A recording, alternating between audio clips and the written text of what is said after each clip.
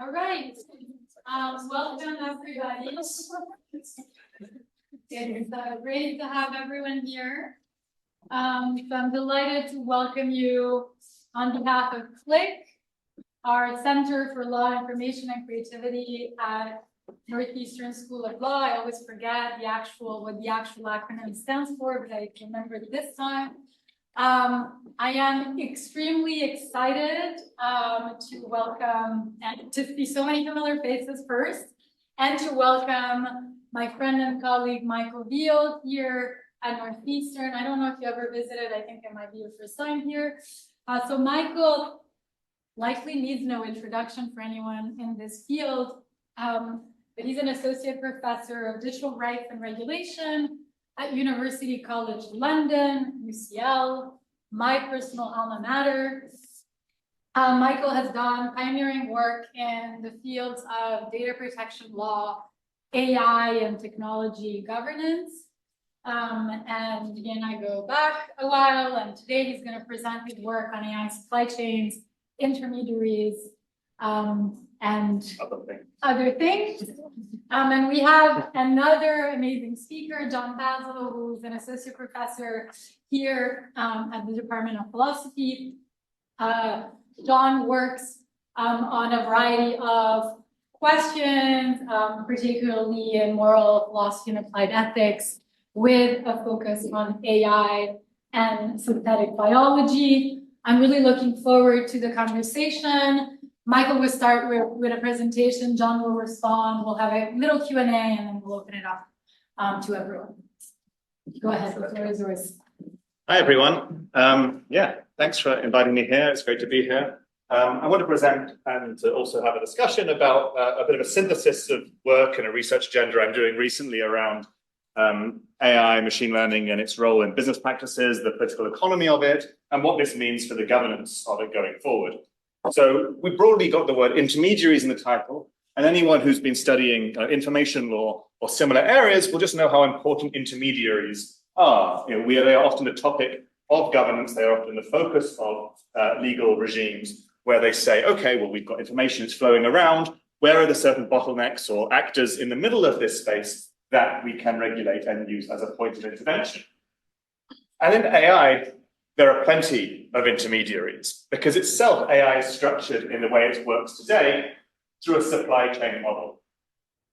We could think of it as a network. It gets actually a bit confusing when we can map this out, but it's important to note this, because we often talk about AI as if it's a black box maybe, or if it's an algorithm that is in a computer, or if it's a bit of code. We don't often talk about it using words used to describe logistics or the governance of commodities or something like this, but actually when we see it operationalized in practice, it looks a lot more like a supply chain, where you've got many different actors who play roles in an ecosystem, a kind of cloud ecosystem, for example, where you can see on the right-hand side, there's a smartphone, and on the left-hand side, we have some sort of cloud little thing going on, and there's lots of other actors.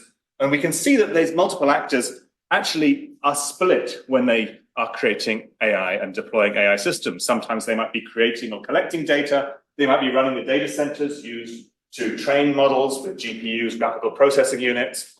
They might be building apps that use these systems. They might be collecting data using the outputs that feeds them back into another part of this supply chain. But ultimately, they're interdependent. And in order to achieve functionality, something like ChatGPT, for example, or applications that will be using a downstream image recognition tools, they do have to work together to some degree. But we can also see that errors and failures can propagate through this chain. So understanding these linkages is important for governance. And that chains vary. They can come into existence when they're requested, and they might differ every single time. This makes them very different from, say, a water pipeline, where you actually expect your water maybe to be coming from the same place every time, or at least the pipes to resemble the same thing as they did yesterday. Really, in information systems, they can be super contingent. And we're familiar with some of that from the way the internet works, with packets bouncing around the world in a pretty unpredictable way. But it does mean that these are quite unstable, and identifying particular actors and pinch points can be quite hard. And we also find there are systematically important actors within this whole supply chain. So look at A and B here. When we've colored them in, we could imagine these are particular firms. And these firms can see, and also some parts of the supply chain, whereas other actors in there have that parts of the supply chain kind of invisible to them because they're a few degrees separated from it. So we can think of this as an accountability horizon. It's very hard for many supply chain actors to see beyond their immediate connections, who they're receiving data from and who they're sending data to, or computational code or other kinds of information and signals. And so actor C may only see a small bit of the puzzle, whereas actor A actually has visibility in theory over a lot more of the chain. And they've not got just got visibility, they've also got influence. They might be able to turn off and on different parts of the chain. Now that's been quite abstract, so let's dig in to some specific actors we see in AI, contemporary AI space. Training data centers are a big one. So AWS or Amazon or Microsoft Azure, for example, Google Cloud, and then also hardware providers within that, like NVIDIA for chips and GPUs, graphical processing units, very crucial for training modern machine learning systems. Data brokers and sources, you have common data sets that a lot of systems are based on, like Common Crawl, which is a provided crawl of the internet, or the web rather, a kind of copy of all the text that it can find. Lion image set, there's some labeled image sets from Microsoft, such as Coco, and there are these building blocks, and these are also provided by different actors in the space. You have developers of so-called foundation models. These are very expensive to train, and they have downstream uses in a variety of sectors, like Anthropic, OpenAI, Meta, and so on. You have firms that are involved in labeling and annotation, so Mechanical Turk from Amazon, or Sama, which is notably have lots of offices around the world, but have significant operations in Kenya and focused on training computer vision models and labeling, providing what does this image say, so that you have some ground truth for what you might train it with. Fine-tuning providers. So these companies, they claim to take foundation general purpose models and then say, we're going to specify them, make them more close to your use case, and then resell them to you. Google provide Vertex, Amazon provide something called SageMaker. Model hosting platforms, we'll talk about these a bit later. These, actually, you put the whole trained model that you've made, upload it onto somewhere like GitHub or Hugging Face, so that other people can download it if it's an open source model. So this is very similar to a lot of hosting platforms for content, like social media networks, where you might upload a post, a third party might upload a post, and someone else might view it and download it. But we're actually talking about whole algorithms here, whole models. Querying data centers and consumer devices, that's on the left. Android and Apple are really big players here. In consumer devices, of course, and they have machine learning chips built into them, deliberately designed to work with some systems and not others. And a lot of models run locally on the device now, or on your computer. And therefore, those active in your markets are very important. And users as well. Most of the people in this room, I imagine, as feedback providers, using something like Bard, or now it's Gemini, or ChatGPT, and yourself potentially providing data that can be used to improve these models as a consumer product at the end. So you see this whole supply chain gets woven together even for these examples, and there are many more, both actors, but also types of models that invoke and summon other actors in the supply chain. You also have these integrator firms, and they make it all work together and sell all this stuff and bundle it together as a whole. So they too are an intermediary here. So it took a bit of a while, but I wanted to go through that so you can see some of the materiality of what we're talking about here. Now, what are the consequences of this for types of usage of AI that might be illegal or societally problematic? Well, we can already see that the pipeline is really consequential. The Lion data set I mentioned earlier on was found fairly recently by Stanford to be suspected to contain many, many images of child sexual abuse, which actually means that probably this data set is extremely popular. The servers of Northeastern University have actually got child abuse material located on them in specified places in this billions and billions of image data set. Studying this is really hard because it's illegal to actually go and look and identify it and realize you have it, and you can't sort of go through and find it and then show it in a paper. So they actually are using models to try and group images that might be sexual abuse and not looking at them or opening. So it's a very difficult thing to study. But you can see there that, of course, when you've got a supply chain that is contaminated at some point, then it is really impactful across the world. The intermediary Sama I mentioned earlier on was paying workers in Kenya a very low sum with no or very little mental health support to be labeling very, very disturbing flagging very disturbing content. So imagine the kind of things that you don't want a language model to be producing. Particularly combination of extremely toxic ideas, the kind of the really like worst, most gruesome, offensive fan fiction you could imagine that could be put out. Whatever it is, these are things that are deeply toxic, and in doing so, we would find out some significant problems in that process. And we also see emissions, carbon emissions in the whole pipeline, the lack of visibility of those, and the lack of responsibility for those too. But we see those failures propagate through the pipeline, and we see that we've got many potential regulatory access points here, many supply chain actors. But not all are going to be effective to go and tackle with. How much can you intervene by looking at a particular user's device versus the original data set? There's many actors in the middle that could repurpose and change these systems regardless of your influence and intervention. You've also got many, many sources of failure as a result. And these are tightly coupled and fast moving. And when you've got these two things working together in this way, we see from the literature on engineering systems from people like Charles Perrow with a fantastic book called Normal Accidents, that you can expect systems to fail when you've got tightly coupled, interlinked systems. Failures are complex and should be expected. So we see that dynamic here as well. And we also find that supply chains can be structured themselves to limit cost and accountability, to make it very hard to identify an actor who you can place responsibility on in a sensible way. We also find that the future of AI is difficult to predict, not because it might one day wake up and kill us all, but actually because we don't know whether we're going to have models that say are more powerful and open, that work functionally in a way that is going to be on device, on your laptop, and that don't require the cloud effectively to query. Or if you have devices that are in the cloud, containing proprietary models that nobody has access to, that we're required to connect to the internet in order to understand and to use them. So these two directions are quite important. If you take the first one, local models working on your device, then you suddenly think, okay, well, the device is a very important point. It's not just something that's querying the cloud and getting a response, it's doing the work. And maybe the device should be checking and seeing if it's doing the right thing, or it should be filtering and blocking at the level of the device. You also find these hosting platforms become very important as a result. These hosting platforms that host open models themselves, that you take down this model, then they're not accessible to run on people's devices. But if you go for a world like ChatGPT, where nobody actually has access to this model except for OpenAI, then you've got these big players that are behind their servers. They are important to regulate through. And then you start to move the pinch points away.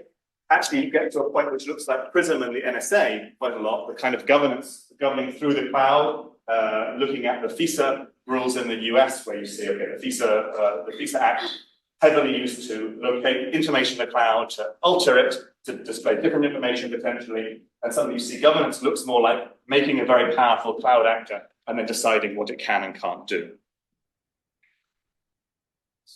We also find that AI systems and the way they're organized and orchestrated, they turn local AI and IT expertise inside companies into platform-specific knowledge. So look at these awards, these certifications you get.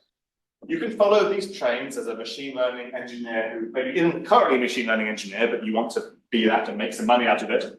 And you go onto the Microsoft website or the Google website, they say, we will train you for free on our online MOOCs or online courses to become a certified AWS or Microsoft Azure or Google Cloud machine learning engineer, where we teach you to use our tools and not the tools of other providers. In doing so, well, what you do is you get quite platform specific. You lock in that expertise into a particular vertical. You also find that these companies are using strategies such as to frame your local product, your local tasks, such as maybe something like check how well people are doing in a classroom when they're teaching. Well, ultimately, you could say, well, maybe the teachers, the lecturers, everybody should think about how best to do this. If you really want to deploy something like this, work out in the context of a university what is needed, and then design something that meets their problem. Or you could go to the big company, the big cloud company, and look off the shelf at what they think your problem is. They think people are not looking enough at the slides, and therefore we'll create a model that detects whether people's eyes are looking at the slides and how much percentage they're looking. Well, that might not actually be anything to do with the problem that you're having. That might not be anything to do with engagement or learning or anything like that. But it's a thing that's on the shelf. And cloud companies do not want to customize their problems. It is anathema to them to have to make a different kind of solution for every single application, every single actor. So they want to sell something. They want to change your problems to fit their product. They also use their various technical strategies in different languages, for example, and they lobby to be the only ones who can be trusted. And we've got a de-biased model. Your other players don't. You might look at insurance if you use one of their models, because we're certified and we put some effort into this. So actually, the more responsibility we take, the more ethical obligations we take, the harder it is to switch away from us, because we're the responsible ones. And I don't think you should trust anyone else, not especially those cheaper ones competing with us, who maybe are more open and don't come with all these other ancillary products. You see Microsoft in particular playing this game in the world now. You even see, this is sort of the logic behind a lot of the AI is going to kill us all thing, saying this is too dangerous. We keep building it for some reason, but it's so dangerous that you need us to be in charge of it. Because what if we weren't? What if it was like, it's the same idea, it's just written a bit larger and a bit more dramatically, but these are the regulation strategies we find. I'm going to skip those parts actually, because I think I want to go to talking about what about, instead of governing these APIs and platforms, these proprietary systems, I wanted to focus now on governing this more open. We have models out there right now, like Llama 2, for example, from Meta, a language model that's released, that's openly available. Now, it's not a full open license, but it's very easy to get hold of the whole model. It's very easy to get hold of hardware you can run it on. The very largest model is a bit harder to run, but that's only because to run it properly, you need a bit of money on buying the right hardware, but it's not difficult. However, there are discussions about what kind of models should be available to people. What should the tools, what should they be allowed to do with these tools, and what tools to do what should be available in the world. So we're zooming on one of the intermediaries here, Hugging Face. Has anyone heard of Hugging Face? Yeah, a few people. I can see a handful. More than the average room, I would think, in the world, who has heard of Hugging Face. I did expect a few people to know it here. For those of you who haven't, who has heard of GitHub? So a lot more people. It's basically just GitHub a machine. It's the kind of the broad flavor of what this platform is. GitHub is a repository where people code together. It's basically an implementation of a system called Git that was made to design Linux. But it's effectively a way in which people can work on shared code, and then they can have it on a website or a service, and they can download it again when there's an update, and they can also resolve conflicts and so on, and they can have a discussion about them. Someone can say, I want this new feature, and I've got this idea for where in the code it goes. Here's a solution for fixing it. Hugging Face is that, but it's really based on these kind of big models. It's kind of less actually about collaboration on building the thing at the moment. It's more about publishing still. And you can see here in this diagram, they've got loads of models. And you can actually see that you can look very closely. There's 506,000 at this one. It's gone up since then. But you can see some big players here, Meta at the bottom, Stability AI, NVIDIA, Mistral, which is a French company. All of these are sort of among the biggest models, and also Google have a lot of models on here. I think Apple have also published some things. It's sort of big players put their models onto Hugging Face. It's an American-French company, and it's become very popular. And it's also seen as quite a nice player in the space. They sort of hire people who say good things, they do good things, they have interesting projects, and so on. It's not clear how they're ever going to make any money, but the CEO is also unclear about how they're going to do that as well. So we'll see what happens. So Hugging Face is an interesting actor. And it's one of many things we can call model marketplaces. A model marketplace is effectively an online platform where you can upload and download models. And there are many of them that exist at the moment. Some older than others, some more notable than others, some that do things more than just in machine learning models. But the top three, I would say, that are the most sort of salient, and we focus on in one of our recent papers, myself with Rob Galwer at the BZB Social Science Center Berlin, Hugging Face and GitHub, and also a platform called Civitai. Has anyone heard of Civitai? And if you had, you might not admit it. So we'll see what happens there. It's okay. So Civitai is less known, but is a very interesting platform. Okay, so there's a few of these, and they allow people to upload and download models. But this is content, right? Content moderation is all over the internet. What stays up and what comes down, under what conditions? Is this hateful? Is this harmful? Is this discriminatory? Is this abusive? Well, that might be already difficult enough to figure out when you're just talking about text or an image. But what about a tool? You know, when you go to a hardware store and you get a hammer, yeah, okay, I can hit someone to death with this hammer, or I can use it to put in a shelf in the wall, right? Moderating the hammer is a pretty difficult thing to talk about. But it becomes a lot more interesting when you've got these highly scalable models that are meant to be able to do many things, from writing a love letter to someone to distributing and creating malware, you know, that can be in the same model itself. And model marketplaces quickly found out, like the rest of the internet intermediary industry did, that it's very hard to be neutral. It's very hard. 2 years ago, as a Reddit post, this is the worst AI ever. I've created it. And it's called GPT-4chan. GPT-4chan is like based on an open source version of GPT-3. It's called GPJ. It's made by a company called Luther AI. It's a similar kind of power as GPT-3 had. And it had been fine-tuned, so that means further trained and tweaked, on messages from the whole image board on 4chan, which is sort of the hotbed of all kind of alt-right memes, text, whatever, the bubbling hatred, abuse cesspit of the internet, over 3 years of posts.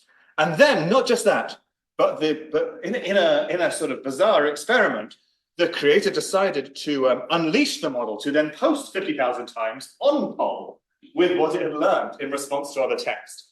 And that model was put by the creator on Hugging Face.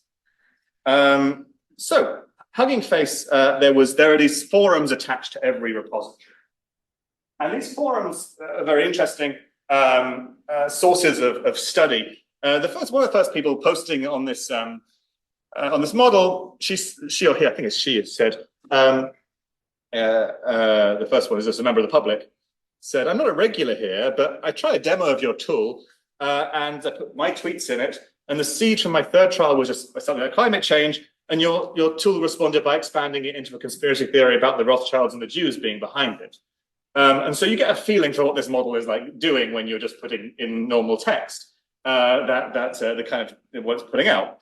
Now, in a very non-scalable type of content moderation, the next post, which is a few down, was from Hugging Face's CEO. So their core frontline moderation team goes all the way up to the top immediately and said, hey, CEO of Hugging Face here. Nice to see you all in this moderation chat. We don't like what's happening here, but what we've done is we've said we're going to keep it up. We're just going to add some friction. We're going to make it important to say the limitations, and we'll get rid of the widget. You can just try it out. So you have to download the whole model onto a computer to use it.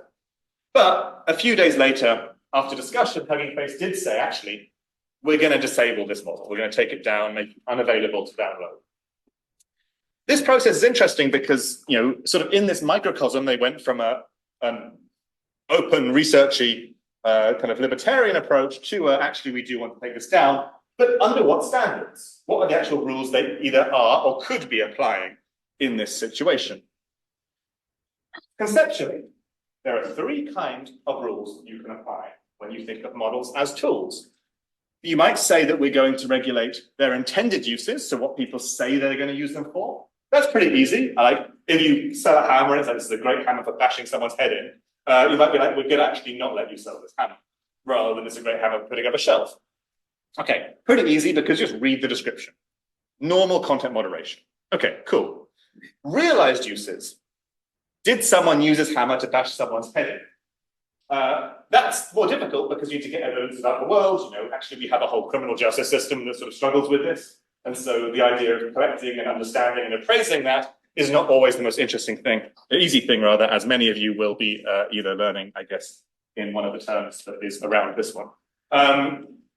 And potential uses. So could this hammer be used for good or bad?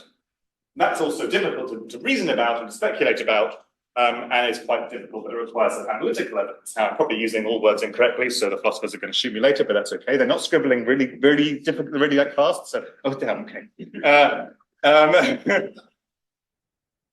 Now, the problem is, platforms would quite like to just do the first one, intended uses, because it's easier. I'm not saying Hugging Face wants to do that, but it will be easier. However, the law in many jurisdictions already on the books today forces them to look at the hardest one, potentially, the potential of a system. Now, the context of this is the notice and take down regime.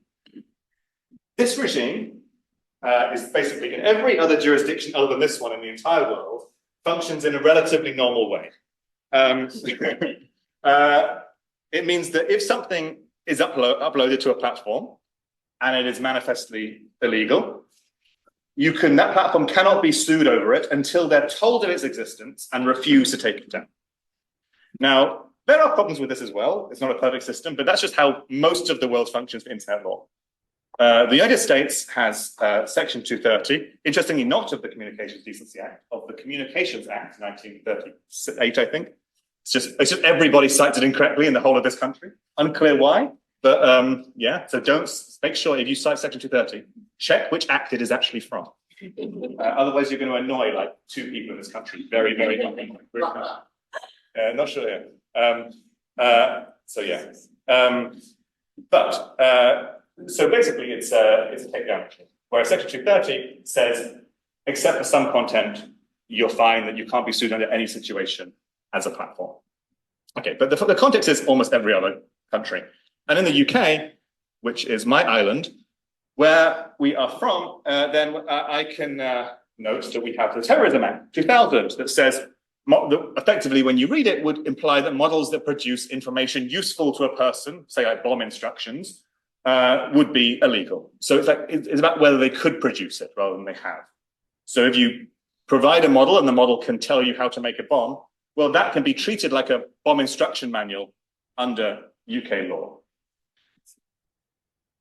Models that are data that can be converted into indecent images of children themselves are considered indecent images of children under UK law.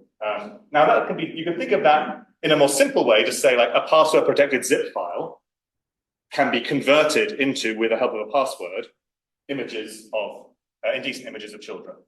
We wouldn't say that just because a zip file is password protected, you don't have any liability for holding it or moving it around or something. So you can think of it in the same way. A model that is just a few words away from producing images of children in indecent ways are themselves, could be considered that image. It also includes virtual images of children, the UK law, things that resemble a child. And you can also think models that leak private data and information, which many of these machine learning models do. They memorize a lot of phone numbers, social security numbers, and so on. And that can be something that can create liability. So we also could think about copyright, but I don't want to go into that right now because it's also very unsettled, the law on that. But the point being is that these are all regimes which talk about potential to do something. So they already drag a content moderation platform into the most difficult quagmire of thinking about, does this thing on here have the potential to do something? And some of these platforms are also like just full on doing this completely. So Civitai is basically a model marketplace for models that can produce non-consensual imagery, sexual imagery of people. They do many other things, but it's very much like a non-safe for work focused model marketplace where people like make and chain models together that can produce all sorts of fetishes of any kind in cartoon or real life, and alter images and do all sorts of things. And has been invested in by Andreessen Horowitz, which is the sort of weird venture capital fund, like alt-right hero and founder of Netscape, one of the world's initial web browsers. Anyway, so that's the whole platform you can explore in your own time. It's actually very fun to explore because it's like a whole world of content moderation challenges in one thing. So I do actually recommend having a look. If you just go onto your computer now, you won't see any of the not safe for work stuff because only when you log in do you see that and you can select like 18+. But it's kind of interesting to see these whole communities that are emerging around AI as content and models and so on. But we also see even within this context, So one of the companies that was partnering with Civitai, OctoML, that was allowing people to use these models and then use their servers to generate the images using their computation, actually found that they were detecting a lot of child sexual abuse imagery and tried to then filter it at their side, then eventually blocked off Civitai from being their customer. So we see the supply chain thing already coming in the form of governance. And this is classic internet regulation. So anyone who knows about the sex work industry online might know that some of the bigger regulatory players are actually things like PayPal and Visa and MasterCard, who say, oh, well, actually, we have very weird standards for what we consider payments should be allowed to be involved in. And entire content moderation pipelines get structured over these speech standards from payment processors, which often are actually like pretty blunt and overbearing and have been criticized very heavily by scholars, and not just scholars, but many other people as well. Samantha Cole at 404 Media is like one of the best journalists to follow on that kind of stuff. So it's kind of classic internet regulation where you look down the pipeline and you see who's controlling the money or the computation and what are their speech standards and how does that function. Now, how are model marketplaces responding to all of this? What are they doing faced with these maybe insurmountable kinds of challenges? Well, some of them are introducing friction. So we find that they're trying to say, well, we don't want to remove things completely. We're going to try and just make it harder to use them. We're going to say, remove demos, like we saw for GPT-4chan. So you can't just go on the website and play with it. You'd actually have to download it and have hardware to play with it and all sorts of things. So maybe it's better and maybe it's less harmful if the access is sort of gated that way. We could disable programmatic functionality. So you can't just press a button and download it into a whole software pipeline from Hugging Face. It's going to be a bit more friction to click and manually click and drag and download. It's like a harder thing to do again. Login walls or stop them being recommended to people. And also verification and contract walls. So you say, okay, we're going to make you like put in your email and name and actually look at and sign a contract with the developer before you can use this. So Meta do this with Llama 2. And then on Hugging Face, you have to have an account that's associated with an email that Meta has shared with Hugging Face, and after you've really gone through a contract and looked at it, rather than just a license in the background, which under at least US law can often be ignored, at least that's maybe you'll learn that in an Etros contract class. If a contract's just sort of sitting in the background in a repository, like a GitHub repository, it's like there's actually case law that shows you kind of ignore it because people haven't been presented with it fully and haven't looked at it and made aware of it. But maybe if you presented them fully, it's a friction. So you see that emerging here. And so you've also got kind of bolt-on mitigation features you find. So safety features that are bundled with models. So a model might be downloaded with another model that sort of checks if there's nudity that's being produced by that model and will then filter it out if so. But they're very hard to make stick. People can just delete that part of the model. So it's actually not a super useful thing if you're trying to protect someone who's determined against someone who's determined. It's just about making a convenient option for someone who might support or want the filtering or doesn't have the technical expertise to remove it. And we also find that there are like marketplace filters. So if you actually upload the content you made back onto the marketplace, you can filter again. But that's a very limited subset of issues if you're thinking about how a tool can be used in the wider world. We also see that Hugging Face in particular has been involved in outsourcing its moderation standards. So it's been pushing something called behavioral use licenses. Now, there's a type of license that's really common in software called a copyleft license. A copyleft license is sort of the opposite of copyright. It's a viral contract. The idea being is I can make some code, really useful code, it's like code that people want to put into some other programs they're building. I release it for free online. And I say, oh, anyone can use this code, but if you use my code, the thing that uses my code has to be licensed in the same open way as my code was so that everyone else can use it. And it kind of infects, depending on how strong the license is, the software that it's becoming part of. And it's sort of designed as an intervention to promote something called free software. Free being not just free in the cash, but free as in sort of liberty. It's meant to be the sort of use of this word. So it's like a cool idea. It has a long history. Its enforceability is questionable depending on where you look. But it's about anchoring, using your copyright in something to promote a certain type of behavior. So behavioral use licenses for machine learning kind of go a lot beyond that. There's one called OpenRail, the something AI license, responsible AI license, open responsible AI license. And those things sort of say, well, anyone can use this model, but you can't use it to make medical diagnoses. You can't use it to defame people. You can't use it to impersonate someone. And if you do, your license to use the model is revoked. That's the idea. However, as you may also know, licenses like that are only enforceable by the person who granted the license or their agent. So I can't come in as a third party and say, I see you're breaching a license of a third person who gave you that software, therefore I'm going to intervene and take you to court over it. That doesn't work, almost never. There are, again, always exceptions to these things, but broadly it's not a way in which you can enforce a license. Hugging Face do enforce them that way, though. And they can do it because they don't need to go to court, because their remedy is takedown, which is within their choice to do. So they can voluntarily say, we are the arbiter of this and we take it down. But this means that their content moderation teams become the arbiters of vague and controversial terms decided by whoever decided to write whatever they want, these licenses.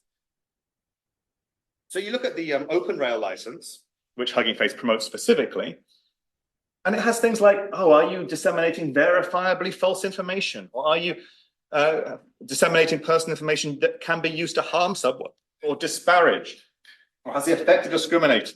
All this stuff is super hard to adjudicate. It's not straightforward, and each of those areas has a whole world of case law and conflict and dispute around what it means and could mean. So we see that in one of the examples that we draw on, because in 2022 and 2023, Hugging Face removed several models that allowed you to make a singing version of Xi Jinping, the Chinese premier. And they did this not because it broke their policies directly in the way they claimed. They said, well, we found that the upstream model license said that was the kind of big singing model that you could train anyone's voice, said that was made on GitHub actually, no political uses. And so we're going to remove these downstream versions after they received a complaint that, in my view, having looked at the complaint, looks like it's from the CCP, but claims to be from someone else. And this seems to be a tension, right? Because actually deciding what is political and what is not is one of the most difficult things to do in content moderation. And most platforms try really hard to stay away from it. And indeed, we put this in our paper, and a couple of days later on, a week later on, the paper was used as a basis of research by 404 Media, who are this great, pretty new journalistic outlet, who pointed out to Hugging Face, like, well, why haven't you removed all these models of Biden singing? Which are all over Hugging Face, and they didn't really respond. So it just shows how it's very difficult to actually work and enforce anything in a consistent way. So we also see a response at a time of externalizing analytic capacity. So if you're not going to become the arbiter of what's political and what's not, or what's disparaging or not, and have to get a research team in-house to basically do all of this stuff whenever you receive a takedown notice, then you might want to find other people to do that work. And in GitHub, we see a parallel in other kinds of software that they've moderated. So basically, a long story short, GitHub was asked by a big load of American rights holders to remove a tool called YouTube DL that allows you to download YouTube videos using your computer. That's because in the DMCA, there is a clause, a section, that prevents the dissemination or the anti-circumvention technologies that are designed to go around protections that a rights holder has put on their intellectual property in order to make sure that people can't share it. Now, GitHub actually later on, after public outcry, did their legal analysis and showed to their satisfaction that this was not actually an anti-circumvention tool within the meaning of the DMCA, and so restored it. But in that process, they realized that we can't do this legal analysis for every single bit of software that comes in front of us. It will cost us a huge amount of money, it takes a lot of time, it creates liability for us. So what we'll do instead is we will create a fund, a $1 million fund initially, where anyone who has their software taken down on the basis of this, and we'll take them down fairly liberally as a result, can apply and get legal help from this fund to file what's called a DMCA counter notice. which basically says I have good faith belief, and you can be actually sued for perjury over this, but your good faith belief that the software is actually up there legally. So please restore it, platform, and the dispute will go between me and the claimant. So the platform puts it back up, and the legal dispute moves until it's resolved between, say, the rights holder and the uploader. Now, that's a very tenuous thing to do. It's a very risky legal thing to do as well. Not everyone wants to be on the other side of a lawsuit from the recording industry of America directly. But this is what we can see as an externalization of this analytic capacity to say, as a platform, we can't make the decisions, but we'll help you make them somewhere else. We'll help you do the research somewhere else. We'll pay for it to you. We think, my colleague Rob and I, this is probably the way forward we're going to have to go. Maybe not in this exact way, not with a fund or something, but we're going to have to move these disputes out of these platforms because we can't let Hugging Face, in practice, become the arbiter of what tools are allowed to be online and what aren't. Not because I don't trust them, it's just because they're not the right actor to do all of these things. Their platform just won't have the resources to answer these questions rigorously and consistently. So, what's next? So we have these different layers of challenges. The bad actor problem, Civitai, for example, or that maybe don't even care about content moderation. We also see some regulation-proof model marketplaces emerging, like Shoggoth, which is basically a peer-to-peer BitTorrent-style platform for sharing models. The capacity problem, so there's pressure to moderate from a load of angles, but moderation is really hard. We can't automate it magically because these are big open textured terms and concepts. And it's really hard to outsource because it's expensive, but some people are trying, like GitHub. And the structural problem, that models can actually be downloaded when they look kind of innocuous, and then with some small tweaks, turned into something that can be very powerful and potent and abusive. And model safeguards, like safety filters and so on, aren't sticky. We can't make them built in so deeply to the model they can't be removed. In fact, the research is showing the opposite, that they're fragile. They can just be swept away with almost no effort at all. So we've got loads of challenges to build on here. We think that one of the most important things to do in the next step, and it's sort of research that myself and my colleague Rob are doing at the moment, is work out how much evidence you need to give if you make a takedown request. So again, it does apply actually in the US because the DMCA, if you're making a takedown request under a license, it'll be important. But effectively, if I allege that a model can produce child sexual abuse imagery, what kind of notification do I need to give? Do I just say that sentence? There's this model and it can produce child sexual abuse imagery. Do I produce more evidence? Do I produce like a 300-page report? And from the platform's point of view, we have case law in the European Union that says, well, the notification you give has to be specific, has to have actual knowledge and produce awareness in the platform. Awareness that we can expect a diligent economic operator to respond to. Not the most detailed economic operator in the world with a big research team, but not like a lazy one who probably should be reading their emails, a diligent one who is looking at an email and then realizes, okay, I've got knowledge of this illegality now. The knowledge is sufficiently substantiated. I have to take it down because my shield has gone, my liability shield. That's all about legal analysis, though. That's like how much, if I get a defamation claim and a takedown request, well, the legal analysis should be such that a diligent economic operator realizes this is a valid legal claim. The court's never dealt with technical analysis to say, well, how much empirical evidence, how do I need to provide code, examples, and so on? It actually takes it to a very different world of thinking there. So we need to think about what standards this should be. Evidence packs and model flagging, we call them at the moment. Do they need to be big or smaller? Where do they sit? Because this standard is going to implicitly emerge anyway. So we better help it along the way. And lastly, if this local future materializes of open models running on devices as the primary source of models that are moving around, then we can also expect consumer devices to move towards classic mechanisms of control. So digital rights management, your phone stops you running models it thinks are abusive, for example, using the hardware on the device. Allow or deny lists of software. So at the moment, computers warn you if you open software that has not been notarized by Apple. and actually try and block you a lot of the time doing it. So you might find that the devices become more controlling and limited over what you can use. And app stores are also a point of governance, which are very interesting here. So we might find that the players like Apple, for example, on the desk here, become very important in AI governance in the end as well. So thank you for listening. These are some of the papers this work is based on. There's 3 main ones here, and you can download them on the internet, available from all good computers. So I'm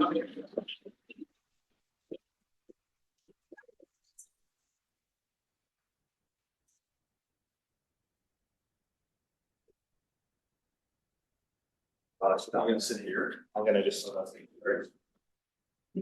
get my handy. Thanks. Hi, everyone. I'm John Veale, and as neither an expert on the law nor supply chains, I am the perfect respondent. I'm a philosopher. I think about problems in a very tightly overlapping space, and I'm going to sort of talk about something that anybody who's been in a room with me in the past year has probably heard me say many times, but I think bears on some of the core ethical challenges. I don't think about these problems largely from a legal perspective or how to leverage the tools of law to manage them, but from a normative perspective. But the challenges are the same. How do we build the capacity to address these vague, difficult challenges where the values we want to protect are roughly the same as in any other area we want to protect values, but the problem space is very different because of the way we interact with technology. I love the supply chain framing, but I want to zoom out a little even further. So when I think about approaches to answering the ethical challenges in the space, what I like to think about are the reasons, some of the lessons we can learn from the ways we keep failing. So I'm just going to highlight some problems that recur in this space in the space of AI, applications of AI broadly. One, we see lots of trying to grab onto existing toolkits to solve the problems raised by AI.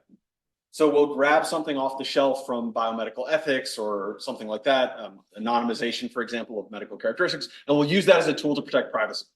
And in human subjects research, anonymization of personal identifiers does a pretty good job of protecting privacy and ultimately autonomy, but that is not true in big data analytics, where you can learn a lot about a person without knowing their social security number. So one problem is we take existing tools and we try to cram them into context.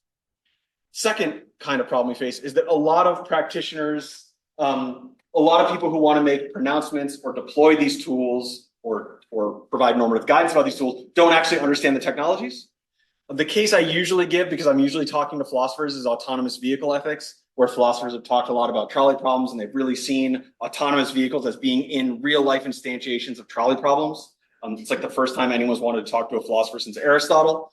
But that just betrays a fundamental misunderstanding of how the tools are built. But we can use a legal case, since many of you are in law. Like, many of you might know that a lawyer submitted a legal brief that was written by GPT, and of course it fabricated a bunch of the citations. But anybody who knows how those technologies work is totally unsurprised by it. So we get a lot of problems arising because people that are deliberating and using these things don't understand the underlying technologies. Third category of mistakes we see a lot of. People in the technical space that are doing normatively laden work but do not understand ethics. They have no ethics capacity at all. I think if anybody knows about the fairness metrics context, where we've tried to sort of boil fairness down into a sort of specific metric that governs outputs of models, we compare their outputs to some fairness metric, and we change the model to make sure it satisfies it. But if you know that literature, you've seen the critiques probably that just this fails to sort of really get at what fairness is. The slogan I often use is that nobody should give a shit about fair algorithms. We care about fair decisions, and algorithms are just part of decisions, right? So we see a lack of sort of deep ethical understanding when we're trying to sort of solve these technical problems. Fourth category of mistake, so you're getting the very short version. I won't take up a lot of time. Is a sort of lack of coordination or lack of explanation or lack of capacity to understand explanations. My favorite example of this is the COVID tracking app developed by Google and Apple. At the start of the pandemic, they were asked, or I don't know, maybe they just volunteered, to develop a COVID tracking app that would be on your mobile phones. It is a sweet piece of technology. It is really, they knew people were going to freak out about the privacy implications. You read the technical paper on how it was developed.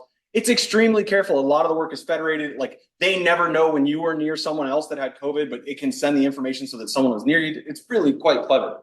Of course, they couldn't explain it in a way that the public would understand. and they're Apple and Google. So despite everyone trusting them with all sorts of information they shouldn't, they did not trust them. And so nobody downloaded the app. And so it had much less impact than it could have. Okay.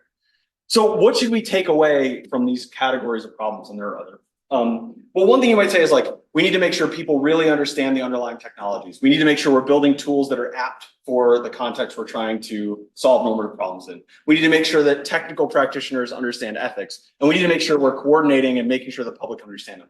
Well, those are all lessons that we should take away, but they're not, I think, a solution because we can't expect every technical, it's a systemic problem. You can't expect every technical practitioner to learn ethics. And I say that knowing that I'm taking jobs away from philosophers. You can't expect every philosopher to learn, if you've met any philosophers, you know you cannot expect them to learn the technical foundation for all these problems.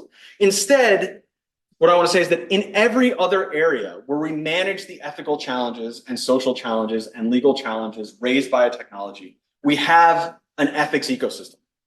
A robust set, more or less robust set of independent components that are coordinated together to help resolve those challenges. The case I'm familiar most with is bioethics, which has 3 separate ecosystems: clinical care, human subject research, animal subject research. But in any one of those, you have the following things.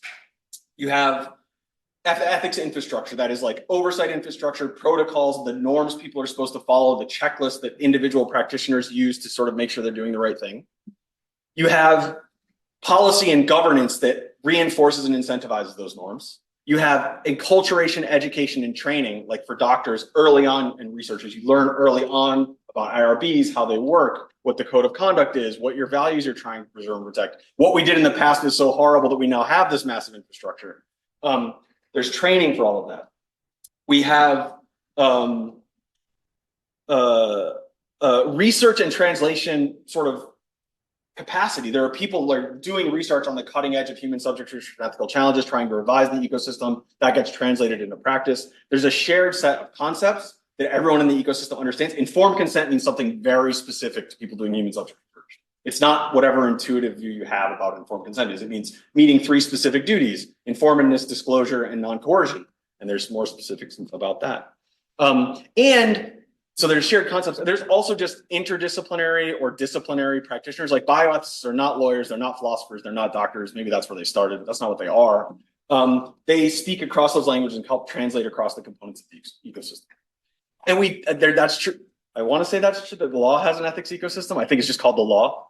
But the military has that, finance has that, engineering has that kind of, it's pretty bad. AI does not have any of those components in a robust way. We're starting to see movement. We're starting to see work on individual components, but they're very nascent. And credit to the Biden administration, the executive order, and this AI Safety Institute might sort of start building some of the limited components, but there's not that much attention to coordination. And the reason I raise all this is because I think it comes back to like when we're thinking about how to resolve the kinds of challenges that are raised, I think there's fundamental normative assumptions about how to solve them. And I think you can't think about how to, for example, should you be focused on potential uses versus realized uses? I think is a question only solvable by thinking from this ecosystemic perspective and what do we want that coordinated system to look like, and not trying to draw too much on what's already out there, because I think that's ultimately problematic. So that's coming at it from a philosopher's perspective, not very concrete, but I'll stop there.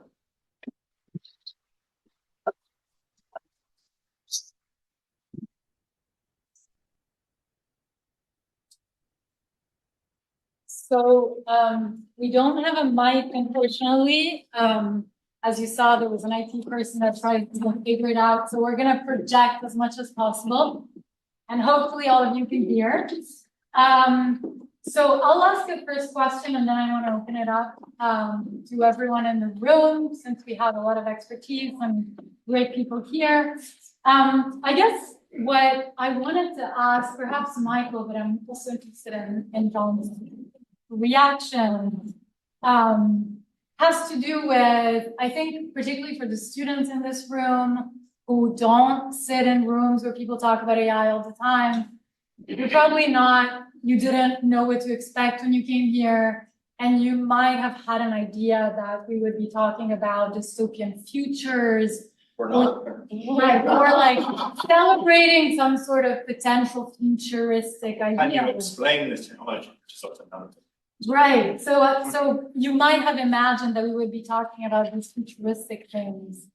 And in fact, I think what we got from Michael is a sort of attempt at bringing us back on the ground of the complexities of what AI is about. So AI is not this mythical thing that comes from the ether and that interacts with our lives in mysterious ways, but it's actually part of a pipeline of production. There are various actors along the way. All these actors are adding their little pieces, their little economic incentives, their productive capacity, their interest in making money, their whatever else, their user base. And all of those pieces of the puzzle or of the pipeline produce the kinds of systems that currently govern increasingly large aspects of our lives, right? So I guess the question that with all this said, the question that I wanted to ask, I think primarily for the sake of the students in the room is, what is AI in this, right, in this context? So is AI this ethereal thing? And if not, then how do we understand the specificities of AI versus other things what one might think about, like data, like other technologies? Why does it matter that we're sitting here and talking about AI? What's the, Yeah, well, I mean, it's only to a told to talk about it. It was really, I think what's happened is that we just have a change in the form of consequential software. You know, so software used to be either easier to govern when it sort of only did one thing, or it could be reasoned about. It was already difficult to govern. Like it's not easy to govern malware or viruses or things like that. It's, you know, there's a whole technical ecosystem around that, which we draw on the paper as well. AI is changing the type of software that is being developed, the characteristics that software has. It is making it more interlinked. This is happening at the same time as a variety of other changes, such as agile development of software, which is when, you know, the version of the software you're using is changing all the time. The version you're being experimented on constantly by software that's live in the cloud, and different components are changing rapidly as well. And at the same time, we're seeing technology becoming more networked, interlinked, faster changing. They're becoming more interdependent. They're becoming more complex. And AI is sort of a mathematical veneer on this, which heightens the complexity of all of this and heightens, say, the difficulty in reasoning about it, because they become defined by how good they work at what they're doing rather than the sort of building blocks that lead up to that function. We start to reason about software based on it seems to be working rather than we know it should work because X and Y and Z. We're also asking software to do more complicated things, to deal with complicated environments and to deal with it on their own, you know, without operators and so on, which we would not have asked previous software to do because it couldn't do it. And AI has promised that it can do it. It doesn't always work, but you know, it has promised. I think that's where you get exactly what I said with the trolley problem analogy. It starts to fail because people imagine that software is making a decision at some point. We're actually just dealing with a very messy environment and lots of components are interlinked, and there's no point where you could design it to think one thing or another or do one thing or another at a certain point, because that's actually not the nature of the inputs and outputs. But it's easy to boil down as if we're still working in that world, as if your software is still faced with a choice, but your software is actually faced with, we don't know what it will do when it's faced with that choice, because it may not perceive it as a choice. It just perceives it as noise in the environment and then acts in a way that we can't predict. And we have to engineer with that in mind. So it's a bit of a broken answer to your question, Andrew, but I think what's happening here is that we have loads of changes in computing, and we're dealing with it all at once. And so when I talk about the word AI as a practice, you know, that's sort of what I'm meaning. I'm meaning that we're seeing the change all at once, and when we look at the contemporary AI, political economy of AI, we're actually looking at the political economy of consequential computing. But just at its most difficult edges. Sensors, pervasive sensors, also another difficult edge. So they're all coming together because people are interlinking this and making it worse with language models. Because there's another linear where people hope that they can interlink this stuff with more AI. So without having to standardize it or without to reason about it, and just have like the AI systems do that linkages for them without having to think about it. So you should kind of have complexity on complexity, and it's all very, very bad. That was a great answer. I think that's right. It's like consequential computing is the right way to think about it. I think there are some distinctive features, but there's distinctive features about the interactions between people, and this was captured in your answer too, the way people think about how computation works and how it works in machine learning context. Like people have a very traditional, if they have a model at all of how computing works, it's very programmatic. It's you build the recipe from front to back. And so it's surprising to people when it fails, or like they think everything's a bug when it's actually not. I think a nice example of this is that I can't believe I'm about to say this. It's not clear to me that OpenAI did anything, no, it's Google. Google did anything wrong in releasing a model that when you asked it to create historical images, it created ones that were overly diverse. Like that's a hard problem to solve. The question is, did they have the right processes in place? Did they think about that problem? Did they try to resolve? Like maybe they just like, let's send it out there and see what happens. They said like, just make it diverse or something. But that's probably not what happened. And so like people are shocked by it because they don't see when you talk about how machine learning was like, well, why don't you just make OpenAI check Google search first and make sure the answers are grounded? And it's a hard engineering problem. And I think people don't have the conceptual understanding of AI, and so that interacts with the fact that it's larger, it's at scale, it's being deployed in the context, which it has other issues too, but I think that's another term. Okay, so I'm gonna open it up. I have other questions that I can come back to, but I wanna give people chances to ask their questions. Yes. Hey, thanks so much for this. I learned a ton and I'm gonna read all 3 of these papers. So I, with some co-authors, tried to create this tool called Katie Creel. Hey, Katie. A tool called ecosystem graphs. And what we do in ecosystem graphs is we try to map out what are different data sets, what are models, and then what are downstream assets that rely on those models. And kind of the purpose of this, which we try to keep up to date, is really to argue that one sort of locus of policy intervention should just be merely to try to make people release this information. So it's a information asset that we try to keep, as complete as possible, including some private information that companies have shared with us, but it's still mostly gaps. And so the asset in a way is to highlight these voids, all the things we don't know about training data. But it does make me think, maybe one strong argument for the release of this information, just merely if this model is public, we need to know what it trained on, and we need to know what assets rely on it, would be to help with the kind of things that you're talking about. So if we're now aware that the data set you mentioned has CSAM, then if we're able to trace downstream assets that are trained on it and then in turn rely on those trained models, then we could have sort of a takedown strategy or at least a revision strategy. So I guess compared to the other things that you also focus on, how important do you think transparency of that ecosystem is?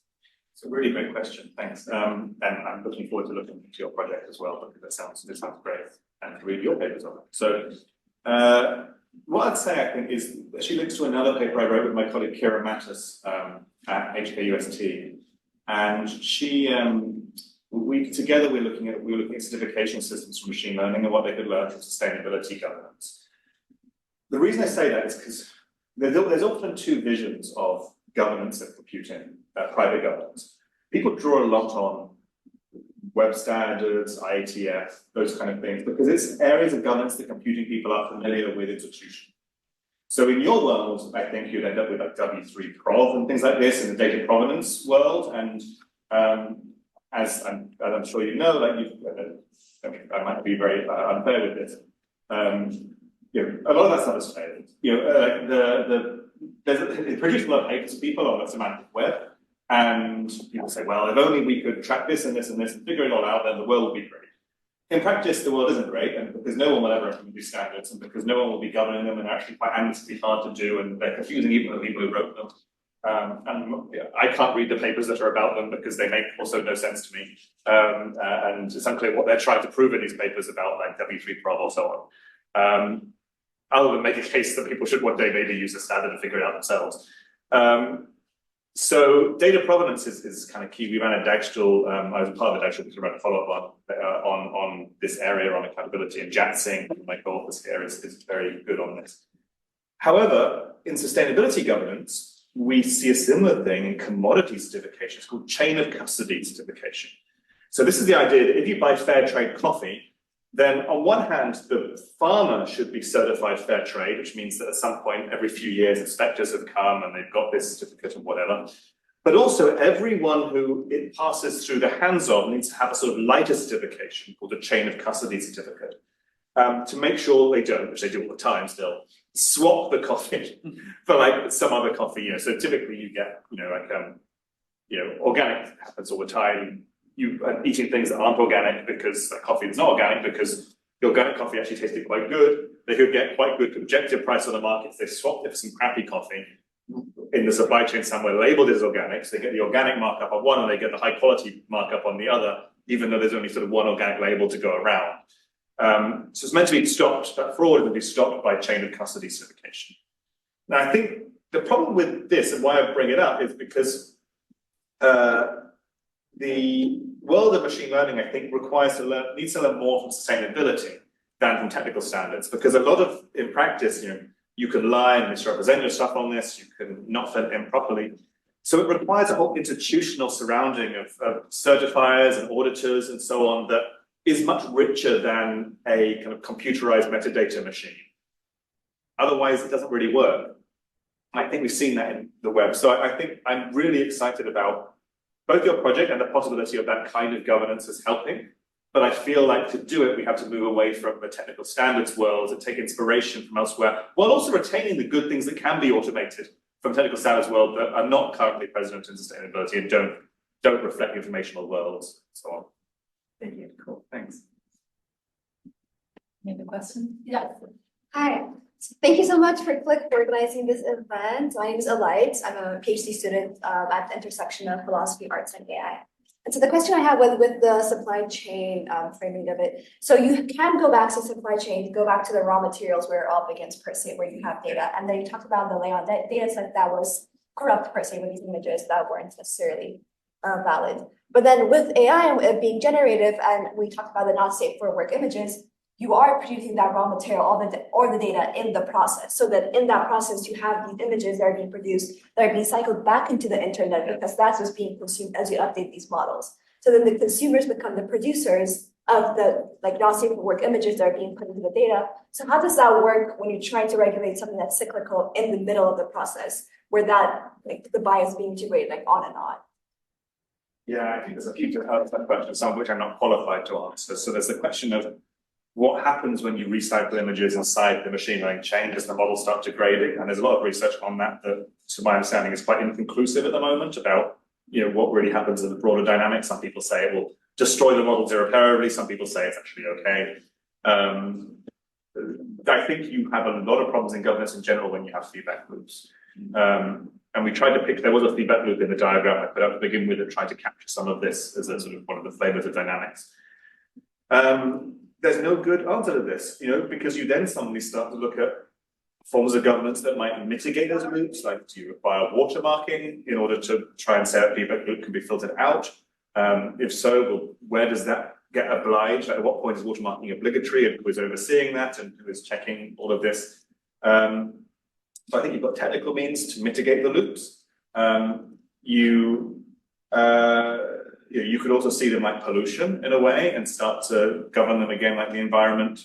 You might do to govern pollution, which isn't the case of having a magical robot coming and clean it up. It requires you to go and work out who's polluting and then to incentivize them to pollute less. And that is very difficult in an informationalized world where this is not a big factory you have, right? In the polluter world, you broadly need a gigantic factory in order to pollute a river. Like, yeah, okay, you can do other things as well, but you usually can knock on someone's door and say, we see you're polluting this. There's fly tipping and all that kind of stuff that can occur too. But in informationalized world, like anybody with a device can pollute at scale. Look at the GPT-4 example. 50,000 polluted, messages posted on its image board. Undetected, even though they were capture systems, you can go around them.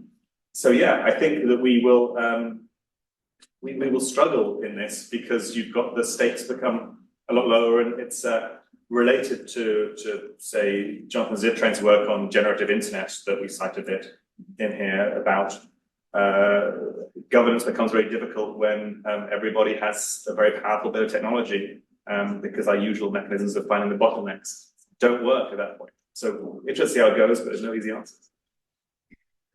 So I'm gonna ask one of my questions because I think it touches on this point about inputs and outputs, which I think is fascinating, and I think we need to think about that more. So the kind of classic pipes, we could use the word. The classic pipeline is there is data to input, there's a model that processes the data, outputs something, and that's it, right? It's a linear, unidirectional process.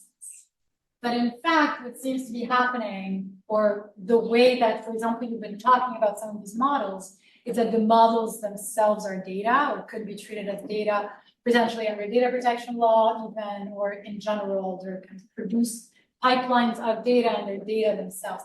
And so this question of what comes first, like the chicken and egg, does the model come before the data? Does the data come before the model? I think becomes really, so puzzles me, and it's something that I'm interested in. And I don't know if you guys have thoughts on this kind of chicken and egg problem, but I'm also interested in the kind of intermediation lens on that. So one way that I've been thinking about this is to the extent that we will rely increasingly on these intermediaries, some of them or many of them being for-profit actors, they will be the primary vehicles through which we will be accessing information, data, right? So outputs will be primarily produced through these proprietary privatized pipelines. And so then the question is, do we want to trust that data? Do we want to trust that information as our sole vehicle of access to information? And how do we go back to, say, nonprofit or raw sources of data, and kind of try to go back to an input-output pipeline? Will we be stuck at a level where these platforms, these intermediaries, are kind of capturing us users, our attention, and there is a sort of eroding supply of good data going missing? I don't know if my question makes sense. It does. I think it's a high concept because it's hard to sort of pin down. I think that's right to do at that level. I think it's hard to envisage what you're talking about, and not because it's a fault of yours, it's just because there's a lot of possible futures that we're imagining. That's a question about how do you deal with these feedback loops. Does this mean we have source of trusted information, source of non-trusted? We have different tiers. Who are the providers in these tiers? Already you can't take a photo on this device without it being filtered through a machine learning model. There's a load of intermediation happening with models that's been happening for many years that we haven't noticed, at least not talked about it as such. So what I've said is that we've always had that photos are never real, right? But they're becoming less and less real the more and more intermediaries are involved between the lens and the capturing. At least before we understood at some point things go onto a lens and they're interpreted. We now have a load of weird computation in the middle of this.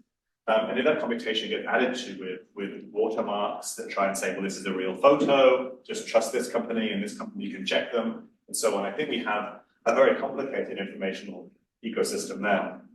And that we might also need models to navigate it, right? Like there's almost a kind of, the one thing we didn't need in the 2020s was more content. Yeah, for some reason, people are like, we should make technologies that create more content, but like less content. No, that's not what we needed. And we already had in the 2020s a problem of not being able to navigate this, and that created varying things from people scrolling a lot vertically to potentially near coups on countries. And this whole dynamic now means it's very difficult to navigate that, but where do we go from there? Do we need a model to help us navigate this world? And I think your core of your question is, if so, who owns that model? We had the web browser before. That was also a world of interpretation. It still is. Web browsers render code according to the rules of that browser. And that's long been a way in which Google, for example, has paid to gain a lot of power through the power of Chrome over its competitors. But it's been very technical and arcane. Now, if we're going to have to navigate the world through a model, in the coming decades because everything else is so weird and messy that it becomes not able to be navigated. I don't know how we interpret the world at that stage, but we should be very careful who's allowed to play that role with anyone. Great, okay, this is really interesting. I can continue, or if people have questions, I saw that there were questions at the back. Sanjay, do you have a question? Sure, programming at Harvard Law School. And I'm just kind of thinking through this question, but just the whole kind of frame of platform governance. I mean, I understand why it raises an interesting kind of questions, and I can kind of analogize it to content moderation and social media platforms. But I wonder the extent to which, by focusing on governance over the whole system rather than use cases, we're sort of trying to get too clever about the problems by focusing more on regulating technology than by regulating the actions of people in terms of how they use the technology. And so I guess I'm wondering about what the kind of downsides and complications are of focusing more on the use cases rather than the kind of this sort of Foucauldian sense of how we look at the whole system.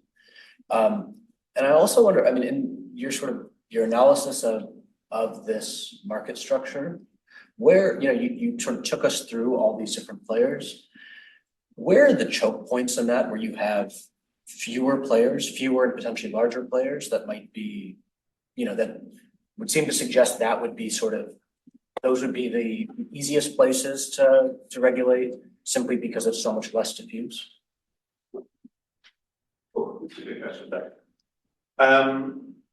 The first one, why not focus on the use cases, or what do we not why not we, what do we miss?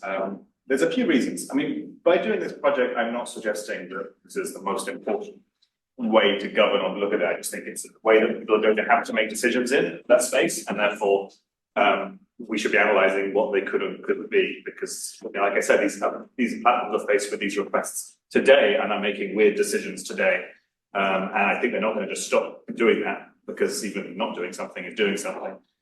But I do think if you want to look normatively and say, well, where should we focus our regulatory efforts on?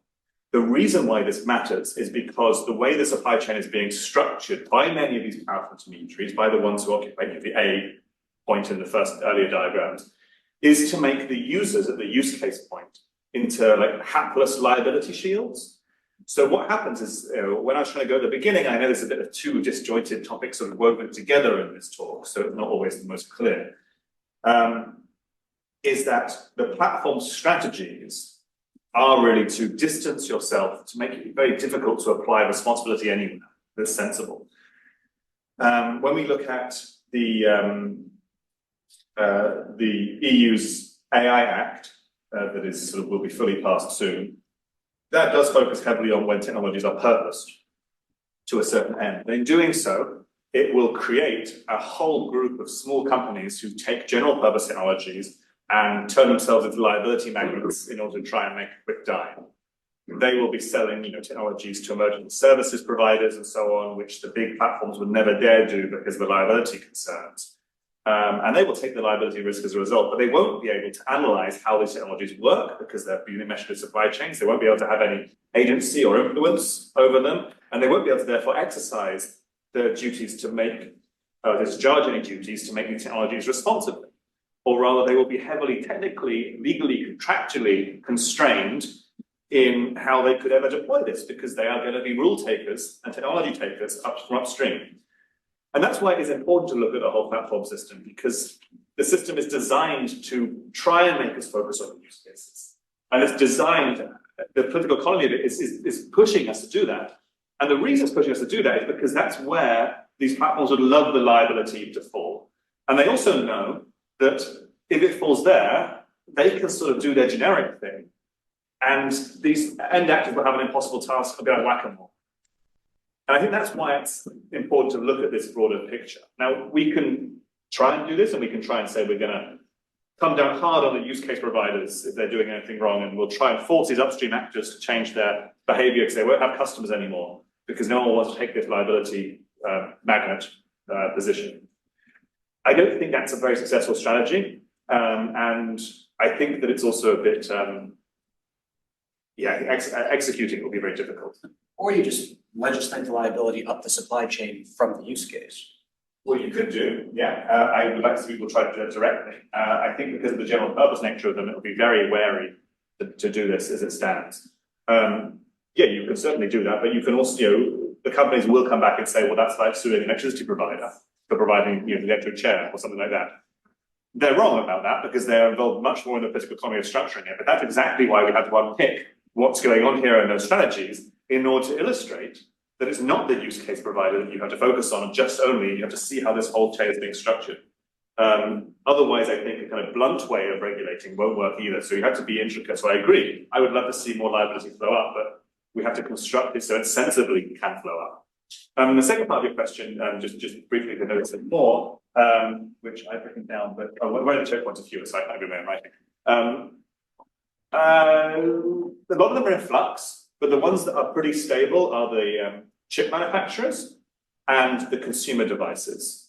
We're not going to see a multiplying of those too much, but the other ones are I wouldn't place money on them being so few or so great a number in the future, because I think there are other reasons why they can expand or contract. So David and Katie, maybe both of you can ask questions and then go ahead, David. Go first, whoever else wanted to go before me. But Katie already asked the questions. So yeah, I'm Alexis calling, and my question was, if we got a world that you want, where the general purpose AI couldn't do what it wanted to do, and just output the general purpose AI and let these smaller players do what they want, what would we be losing by regulating higher up the food chain? So it seems like we would lose something. Would their models be more constrained? They'd be less creative? The downstream implications being we would have less innovation based off of what they did. Yeah. This is just a quick follow-up on your answer to that question. So I am totally on board with going up the food chain. I guess my question is how far up? Because we've seen those nice cases where even for sort of multimodal models, it helps you to start, let's say you're in a totally different modality like audition. It actually helps you to start with a large language model because they already have that kind of like hierarchical structure, and it gives you a head start on the hierarchical structure in audition. But I think it would be unreasonable if there was a problem with the audition model to go back upstream to the large language model provider and hold them responsible. So I guess a question about where in the chain does the responsibility cut off? We have a third question from Sina. Yeah, that's kind of in relation to these things. I want to see so in the use cases, one of the biggest users is always government. So many people are optimistic that if we can force certain regulations on government, that can actually kind of push the responsibility, and it seems like a good point. And kind of in relation to that question, so how optimistic are you about focusing on these large users in terms of pushing the responsibility? And the second one is just in terms of sustainability, how likely is it to have this like a fairness criteria the same way that we have for kind of fair trade coffee in the case of data, given that so much of what will happen in terms of what is the right label, what is the right annotation depends on the downstream use case. So it kind of goes back to, depending on what we want to do, we regulate very upstream. Seems like we will use some of the affordances of data. So how likely it is and what trade-offs you can do. I mean, these are the big questions, so you can ignore all of them. 2 minutes. You can take a bit more. David, your If people need to leave. Your question was impossible, David. So I also don't think I really presented a normative vision. So maybe I kind of misunderstood there, or I presented wrongly.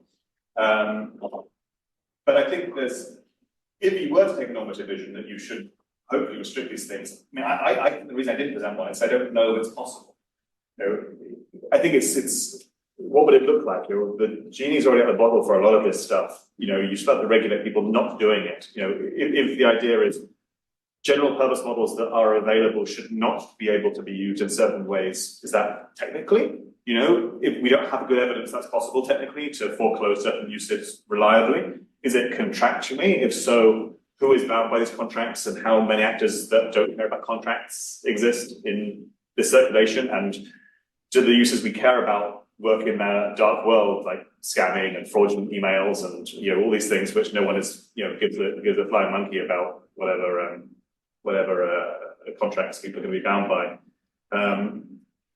So I kind of think that technically, though, it's not possible. I'm not sure techno regulation will save us with this, or if it does, it only works within the zone of sort of good actors who want to follow this zone, and that then makes the government question. I think you can incentivize good procurement practices. You can try and say government will only buy from. It's a common like US approach, right? Because you can't. It maybe helps you with a First Amendment problem. Like people go, okay, well, we can't regulate, say, for net neutrality in California, but we can say the government will only buy internet from companies that adhere to net neutrality. Is I believe one thing that's occurred in California. I'm not sure whether the litigation ended on that. And yeah, so you can say government's only going to buy AI from companies that guarantee provenance up and down and provide their downstream providers with information about their model and blah, blah, blah, And if you don't want to do that, it's fine, we don't get our business. So I think that's an option for this, but it does depend on who in the supply chain can be transformative with, say, provenance. So I think we can get there with different regulatory techniques to improve it. The same with these sort of fair trade labels. I'm not suggesting that we can define a standard that says like this is a good model and therefore everything that is made out of is good. I think that's, again, related to your question. I'm not sure it's technically possible. But we can certainly define a model that has kind of Katie's characteristics of like, we actually have good transparency practices, documentation practices, and we can be like completely sued or into the ground if it turns out we're lying about them, which actually you can do with the FTC in the US rather pretty easily compared to some other jurisdictions, and it's more willing to do that. And there were perhaps more questions, but I don't think, I think that was maybe the lot. Okay, well, thank you so much.